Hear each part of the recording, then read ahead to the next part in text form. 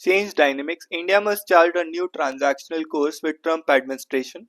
The first 48 hours of US President Donald Trump's second term have been proof of the radical shifts he plans over 4 years with overarching theme of putting America first.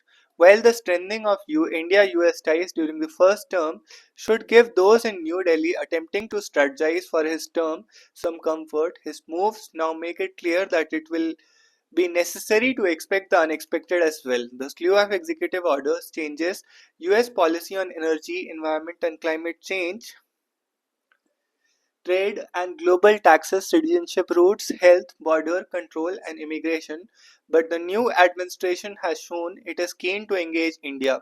External Affairs Minister S. Jaishankar, who was invited along with other Quad foreign ministers at the inaugural ceremony, was the first foreign minister to hold one-on-one bilateral meeting with new US Secretary of State Marco Rubio. The readout of the meeting and the Quad foreign ministers' joint statement make it clear that the two sides are on the same page on the Indo-Pacific Partnership, concerns over Chinese actions and critical and emerging technologies cooperation, strategic and defense ties. Yet some Trump-Rubio pronouncements have seen set bells ringing, notably on trade, immigration and cancellation of citizenship by birth.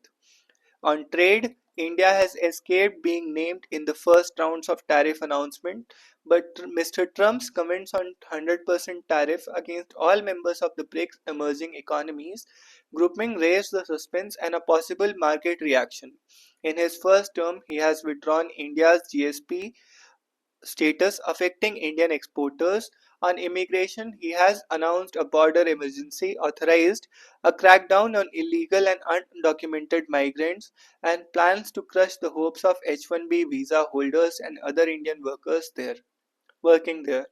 By cancelling the automatic path to citizenship for any children born to them in the US, with 7,25,000 undocumented Indians, any action to deport them in large numbers, beginning with 18,000 to 20,000 on the immigration final list for removal, will be a major crisis for India. In this context, Mr. Rubio's statement in talks with Mr. Jaishankar that they must address the irregular migration should be taken seriously. So should Mr. Trump's pronouncements insisting on investments in the US, hiring in the US, on buying of US energy. The new administration's geopolitical outlook appears to be set on devaluing the multilateral world order, withdrawing from US commitments of support to WHO, WTO, and the UN, and putting NATO allies on notice.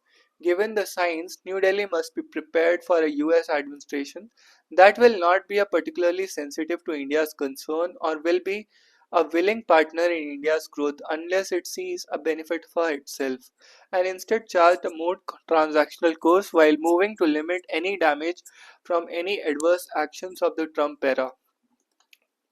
The rest of the world must reassess the US's role in fighting climate change. President Donald Trump has fired his howitzers at multilateralism by signing into a decree of the United States withdrawal from the 2015 Paris Agreement. The sets record that are in class of their own. The US is the only country to have withdrawn thrice from a climate agreement, beginning with George W. Bush's withdrawal in 2001 from the Kyoto Protocol. Mr. Trump, of course, sets a new low by, by being the only president to withdraw from a climate agreement twice. In a run up to the decree, there is a pall of gloom in the climate world over with what the US latest exit might mean, particularly when the globe has finished in its full calendar year above the 1.5 degrees Celsius mark. The US is the second largest emitter of greenhouse gases. By virtue of being most powerful economy, it has arrogated to itself the mantle of global leadership in addressing climate change. But now that the leader has had the spottiest track record of keeping to the terms of a significant agreement, one whose rulebook the US played a major role in compiling, perhaps it is the time for the rest of the world to reassess America's role in addressing climate change. Under both Republican and Democratic government, US domestic policy on greenhouse gas emissions has been subservient to business interest. Oil and gas production increased under the Biden administration. US remains the world's largest crude oil producer, achieving record production in 2023. The country is also world's largest producer of gas and in 2022 became the world's largest exporter for liquefied natural gas (LNG). Mr. Trump has only committed to add to this already substantial base. The US is critically short of achieving its target of greenhouse gas emissions. As of 2022, the US has achieved only one third of its 2030 emissions reduction target.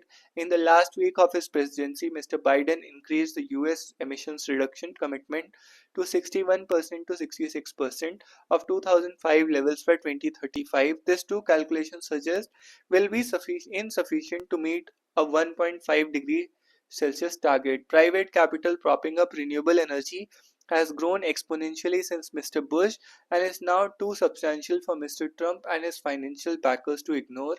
While it will take a year for the exit to be formalized, it is likely that the US's behind the scenes engagement, especially at the new climate meet in Brazil in November 25, will continue. The politics of Mr. Trump suggest that he is not averse to running with the hare and hunting with the hounds.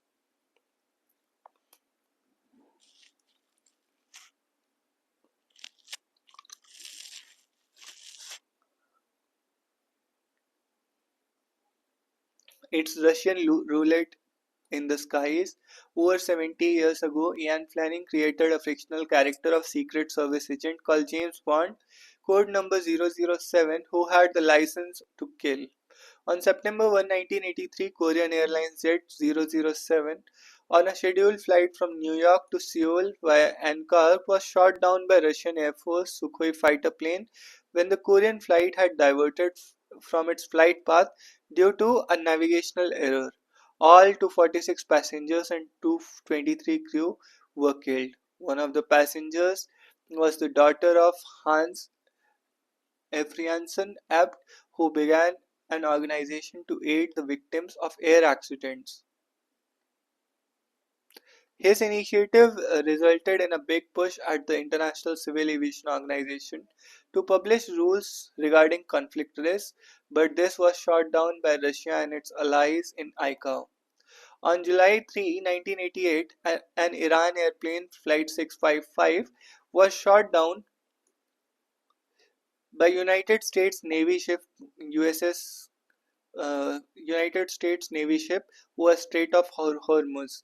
All 290 passengers were killed when ship missile was brought down the plane, which was misidentified by a fighter plane. During the Iran-Iraq war,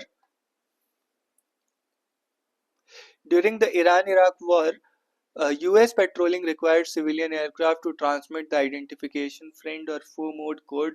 Apparently, the warship crew identified the Iranian aircraft to be a fighter and orders were issued to shoot it down. On November 22, 2003, a DHL cargo plane took off from Baghdad to for Bahrain. As the flight was making a rapid climb out, the surface-to-air missile launched by terrorists struck the left wing between the engine and the wingtip. The crew lost all hydraulics, and because the fuel tank was full, there were no fuel vapors to explode in the exposed fuel tank. The crew controlled the flight using only differential engine thrust and managed to carry out a safe landing, displaying exceptional skill. The writer had the privilege of attending special presentation by the crew at the Flight Safety Foundation IASS 2004 seminar at Shanghai, China. On February 7, 2019, just after Balakot, when fighter planes of the Indian Air Force and Pakistani Air Force were engaged in a dogfight, an IAF Mi-17 helicopter was shot down by a surface-to-air missile of IAF's air defense system. 6 personnel lost their lives